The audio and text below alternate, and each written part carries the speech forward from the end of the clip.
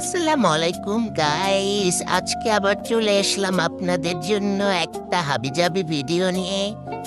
তো এই যে দেখেন, আমার গাছে কি সুন্দর মরিচ হয়েছে, পেকেও গেছে। আর এটা হচ্ছে আমার গাছের একটা করল্লা। ঠিক আছে, এটাকে আমরা ছিঁড়বো। ছিঁড়ে দেখি এই কি হলো এইটা। বোট কিছু অংশ থেকে গেল, যাজ্ঞা সামনের দিকে আজ্ঞা। তো এখন এটাকে আমরা কি করি, চলেন দেখি এটাকে কি করা যায় এখন।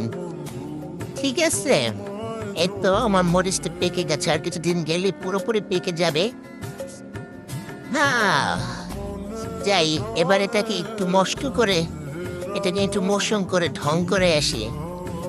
এই যে দেখেন আমাদের চারপাশে কি বস্তি। যাই হোক, ওদিকে আমার না দেখি, আমার চলে যাই এই ছোট পুচকুটাকে নিয়ে। এটাকে এখন কেটে কুটে তৈরি করি।